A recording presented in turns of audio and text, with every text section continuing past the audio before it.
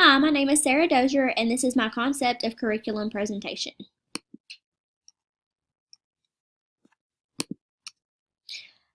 This is my model, and I started with standards, then it goes to assessment, and then you plan your instruction, and it is all built on the curriculum. Standards, assessment, and instruction make your curriculum. The first one is standards. Throughout the interviews I conducted, standards was the starting point that all of the administrators pointed out. Arkansas State Standards is what every teacher in every grade in Arkansas is teaching their students. Students are assessed by state tests which are based on the Arkansas State Standards. Without the state standards, it would be hard to hold teachers accountable for student learning. Assessment. Assessment is next after the standards. You take the standards and decide how you will assess student learning. Assessment can be done several ways, such as informal, formal, and observation. Student learning should be monitored, and it is done through assessing your students. It is important to assess before, during, and after instruction. Without assessment, instruction would be meaningless. Assessment should guide instruction. You will instruct your students by how you will assess them. Instruction. When lesson planning or designing a unit, instruction should come last. You need to know what standards you are addressing and how you are going to assess the instruction before you teach it. Many times, teachers start with their favorite activities instead of using backwards design. Before I started the UBD unit and reading the book, I also sometimes would start with activities, but after reading this, the backwards design is the best way to do it.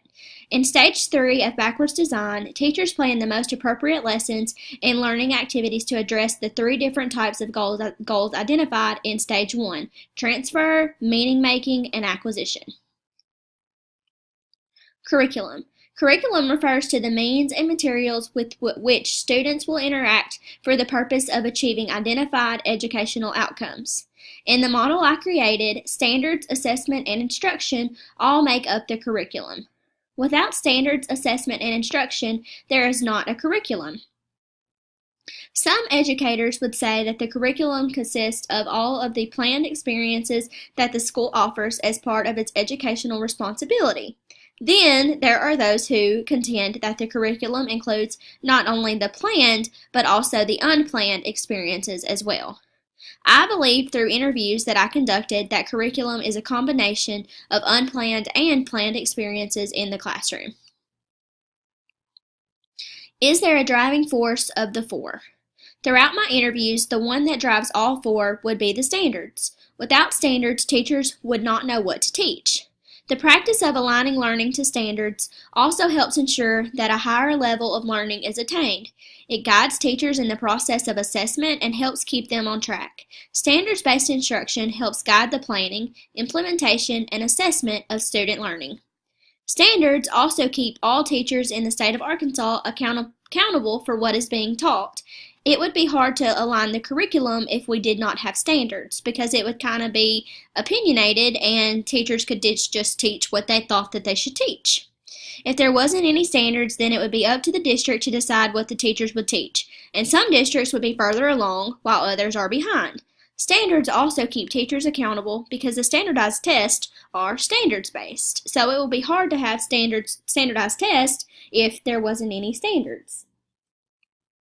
Are all equal players? I believe that all four components are needed to have a strong curriculum. If any of the four components are missing, then the curriculum would suffer.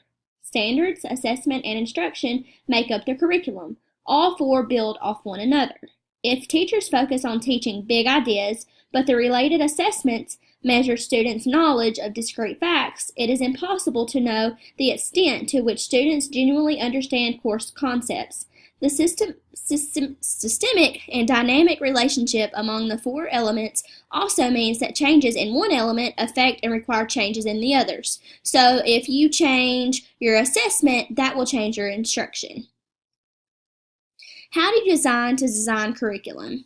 So when you start designing your curriculum, it needs to be standards-based. You align your curriculum K-12. Make sure curriculum is structured. Assessments and instruction correlate. Have the proper team including teachers. identify desired results, assessment evidence, and then the learning plan. Make sure that you have teacher buy-in, because if you don't have teacher buy-in, then your curriculum will suffer and the student achievement will suffer. And it also should be research-based. And it should be research-based with more than just one person, because a lot of book companies, they are one person research based, and it needs to be more than one person, and it needs to be someone that does not have a financial tie.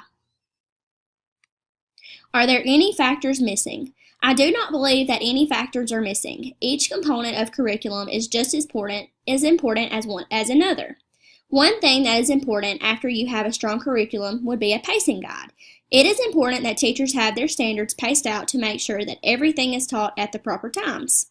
Ms. Jackson said that what you expect should be inspected or you will not see change. Teachers should be observed regularly to make sure that they are designing their units with all 4 components. ELCC standards. The model that I created correlates with the ELCC standards. Administrators and the curriculum team should use data-based research to guide in making curriculum decisions. Curriculum is ever-changing, and as administrators, we have to be prepared and prepare our staff. In order for student improvement, the curriculum should be structured and have teacher buy-in. A strong curriculum will reinforce high student achievement. And last but not least, this is my bibliography and my 5 websites, and I also included our textbook because that is a great resource.